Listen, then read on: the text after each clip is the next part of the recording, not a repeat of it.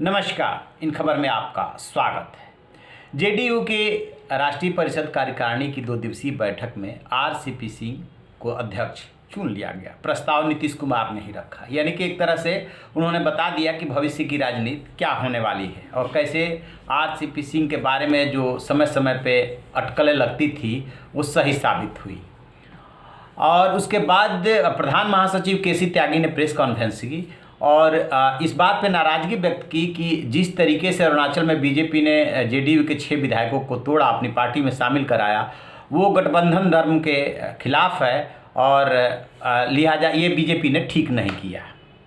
अब इसके बाद सबसे बड़ा सवाल ये उठ रहा है कि जेडीयू का क्या कदम हो सकता है और बीजेपी क्या सोच रही है। तो बीजेपी के जो डिप्टी चीफ मिनिस्टर है तारकिशोर प्रसाद, उनका भी बयान आया और इसके पहले अन्य नेताओं का भी बयान आया है कि बिहार और अरुणाचल दोनों का मामला अलग अलग है। हमारा गठबंधन बिहार में है, अरुणाचल में नहीं, और इसे दूसरे रूप में नहीं लिया जाना चाहिए।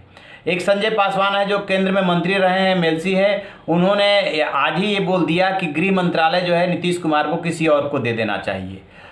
तो ये जो बयानबाजी हो रही है और बीजेपी बचने की कोशिश कर रही है, इसके बाद सबसे बड़ा सवाल ये उठ रहा है कि नीतीश कुमार जैसे अनुभवी नेता, मैच्योर नेता क्या चुप बैठ जाएगा?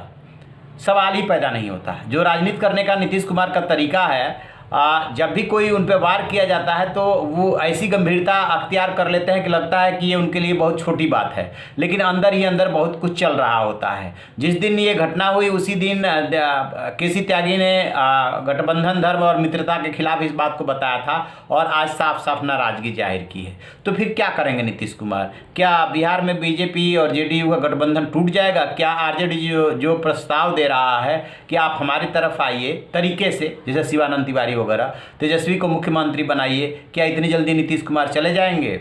बिल्कुल नहीं। नीतीश कुमार एक दांव खेलने वाले हैं। वो ये कि नीतीश कुमार जो जैसा कदम उठाता है उसी हिसाब से वो भी कदम उठाते हैं और वो ये ठीकरा अपने सिर नहीं फुड़वाना चाहेंगे कि हमने गठबंधन तोड़ा, और इतनी जल्दी वो पलटी भी नहीं मारना चाहेंगे। तो फिर क्या करेंगे? बीजेपी के रिक्वेस्ट पे ही वो मुख्यमंत्री बने हैं, अभी मंत्रिमंडल का गठन हुआ है, फिर क्या करेंगे? तो आप याद कीजिए 2012 का चुनाव। 2012 में ये एनडीए के साथ थे नीतीश कुमार और 2012 में ही राष्ट्रपति का चुनाव हुआ था। इधर से थे प्रणब मुखर्जी और उधर से थे पीए संगमा, यानी एनडीए की तरफ से थे पीए संगमा। तो नीतीश कुमार ने क्या किया था कि प्रणब मुखर्जी का समर्थन कर दिया था, यानी गठबंधन में रह करके गठबंधन से अलग होकर के उन्होंने वोटिंग कर दी थी। ये मैसेज देने का राजनीति में तरीका होता है। तो मैसेज दे लिया।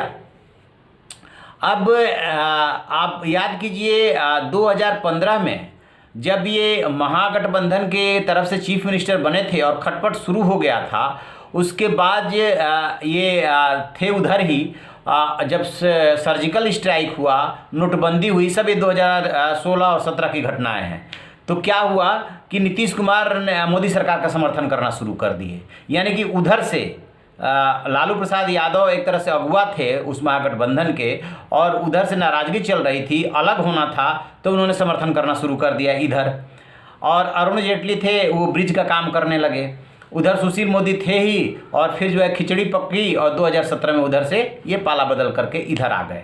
तो अब क्या करेंगे? आप देख रहे हैं किसानों का इतना बड़ा आंदोलन चल रहा है और इस पे किसानों के आंदोलन पे जेडीयू ने बेशक मंडियों को लेकर के और किसानों को लेकर के केंद्र सरकार द्वारा की जा रही बात को अभी तक दोहराती रही है, लेकिन किसी भी समय वो अपना रुख मोड़ सकती है, किसानों की समस्याओं के समाधान के लिए जोर और दबाव डाल सकती है। तो इससे क्या होता है कि हम गठबंधन में हैं भी और नाराजगी भी व्यक्त कर लिए तरीके से कि ये सब बहुत दिनों तक नहीं चलने वाला। यदि आप ऐसा कर सकते हैं तो हम भी ऐसा कर सकते हैं।